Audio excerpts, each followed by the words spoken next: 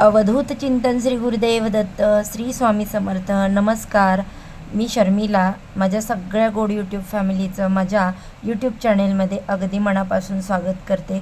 चला तर मग आजच्या नवीन व्हिडिओला आपण सुरुवात करूया.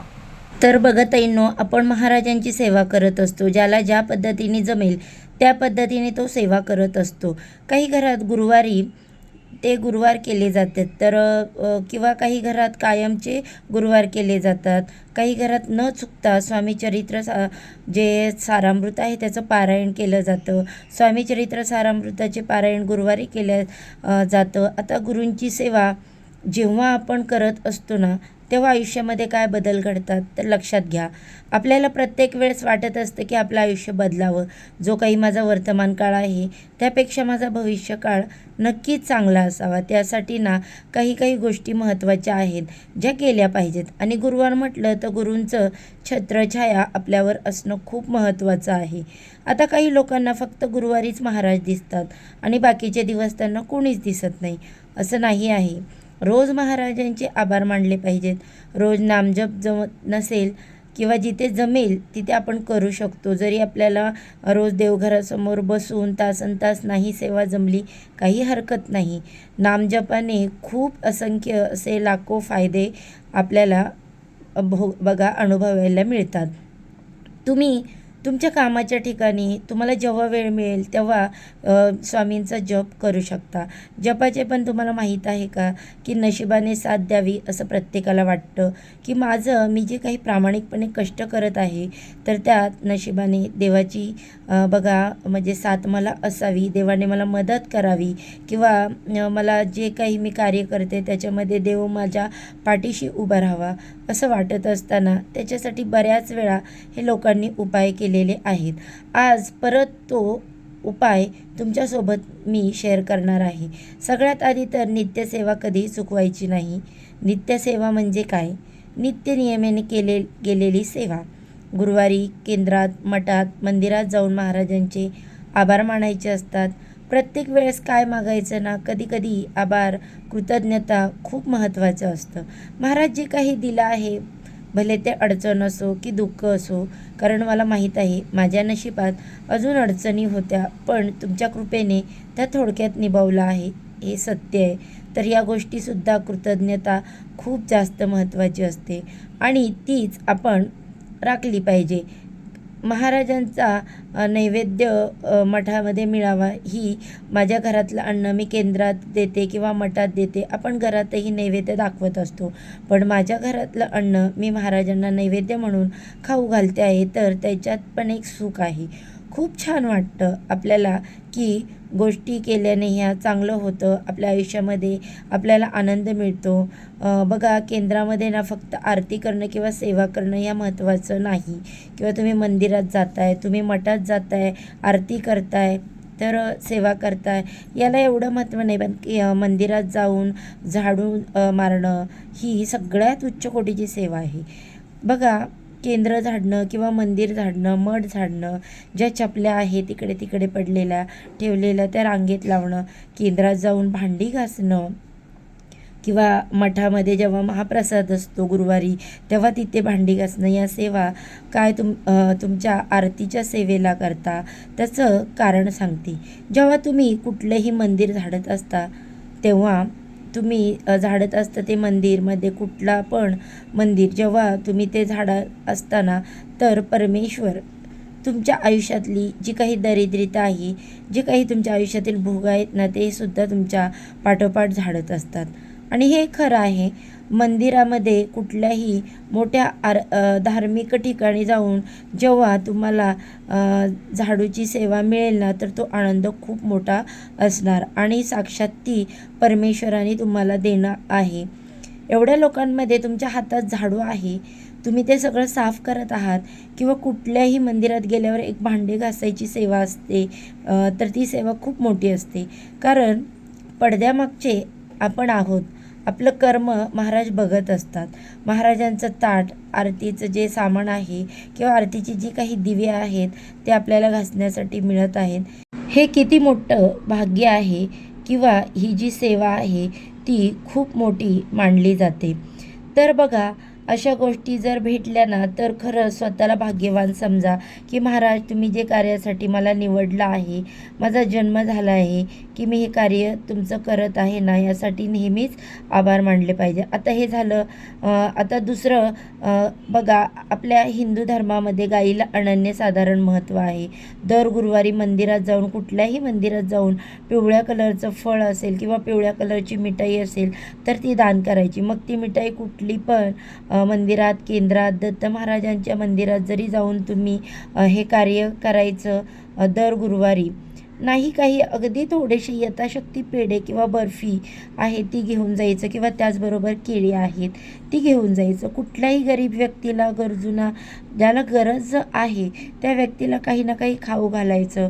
पिवळ्या रंगाचा खाऊ घाला तर अतिउत्तम, किंवा कुठल्याही रंगाचं. जर पिवळ्या रंग म्हटलं, केळी आहे किंवा वडापाव आहे, पिवळी मिठाई आहे किंवा एखादी शेव पापडी असते, तुम्ही खाऊ घालू शकता.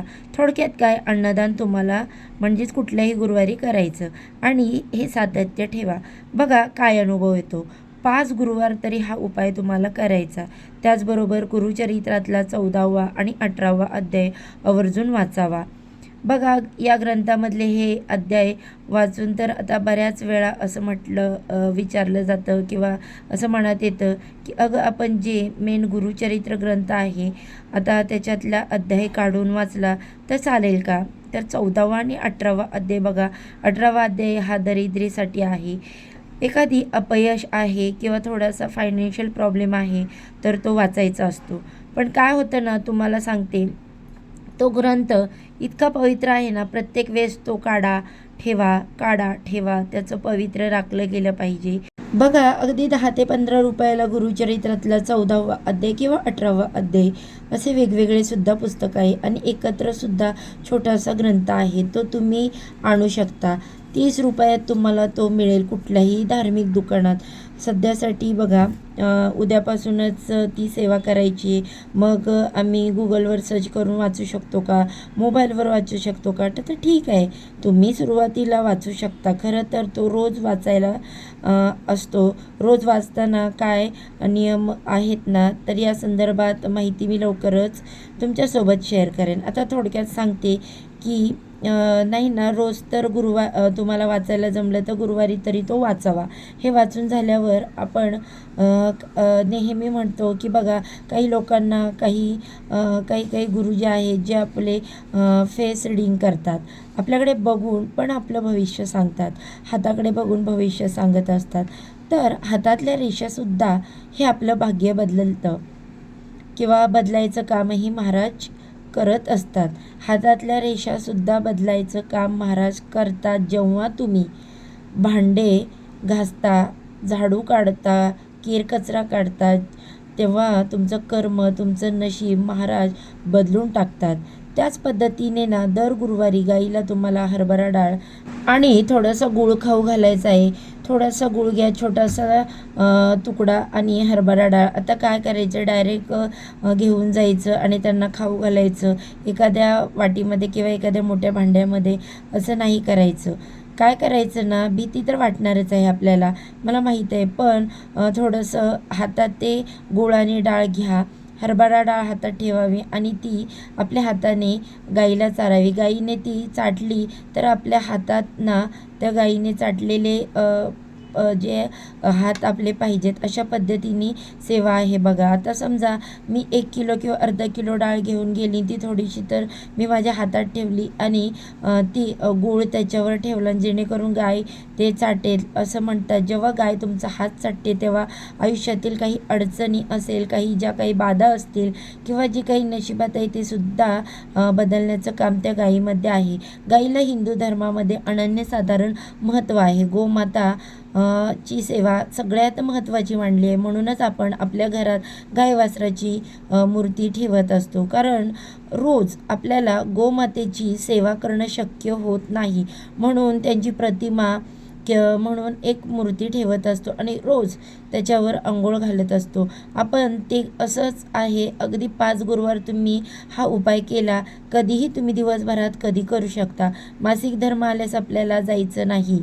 काही लोक नाही, काही लोक पाळतात, बाकी तुमची इच्छा. पण मासिक धर्मामध्ये आपल्याला कोणतीही सेवा करायची नसते. आतून खूप त्रास होत असतो, तर त्यासाठी थोडंसं पावित्र्य राखावं. म्हणजे बाई दूषित असते किंवा असं काही नाही, आपलं शरीर साथ देत नाही, प्रत्येकाचं आहे. कोणाची पोटदुखी असते, कोणाची कंबरदुखी असते, तर ह्या 4 दिवसांमध्ये आपल्याला स्वतःला आराम करण्यासाठी कालावधी दिलेला असतो खरं तर. आणि याचा लोकांनी भ्रम केलेला आहे की बाई अशा दिवसामध्ये पवित्र असते, मंदिरात वगैरे जायचं नाही, असं आपल्याला सांगितलं जातं. पण तो त्रास होत असेल तर तो गुरुवार तुम्ही शांत थांबवून घ्यावं, हरकत नाही. आपली पण शरीराची काळजी घेणं तेवढंच महत्त्वाचं आहे. बाकी जर तुमची इच्छा असेल, तर तुम्हाला करायचं असेल तर मासिक धर्मातही तुम्ही करू शकता. तुम्ही वैयक्तिक इच्छा तुमची हे 5 गुरुवार करायचे आणि एखादा गुरुवार जरी स्किप झाला तरी अडचण नाही, नंतरचे गुरुवार तुम्ही भरून काढू शकता. 5 गुरुवार करायचे, ते गाईला खाऊ घालायचं. प्रत्येक गुरुवारी गुरुचरित्राचा 14वा अध्याय वाचायचा, 18वा अध्याय वाचायचा आणि त्यानंतर स्वामीचरित्र सारामृताचे पारायण प्रत्येक गुरुवारी. संक्षिप्त गुरुचरित्र तुम्हाला करायची इच्छा असेल तर करा.